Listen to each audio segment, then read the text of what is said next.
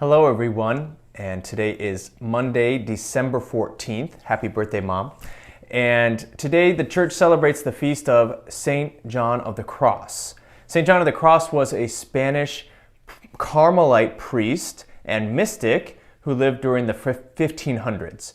And he's well known for being a reformer of the Carmelite order. He was persuaded to begin a reform in the Carmelite order by another saint, by Saint Teresa of Avila. And with his work in reform, it really didn't sit well with the superiors of his order, and so they had him imprisoned for months on end. So Saint John is in prison for all this time, and he starts to write, and he's really well known for his poetry and his spiritual writings. So in his imprisonment, he writes some of his most profound things. And he shows us in his solitude that there is great light in the Lord. And we can't fear darkness. We can't fear darkness because sometimes that's where God wants to encounter us in the most deep ways, in the deepest ways, so that he can show us his light in the midst of that darkness. If we're willing to enter in with God, he will show us that light.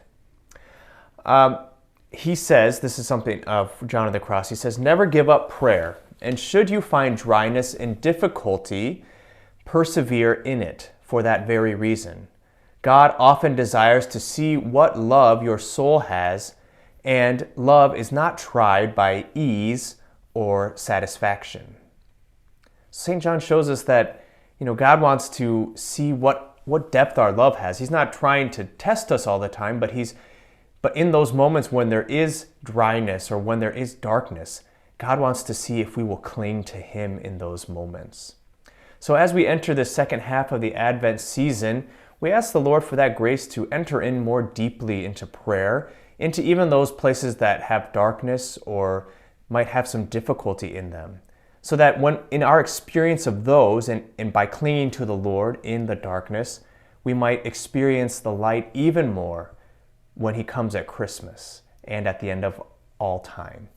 God bless you today and every day.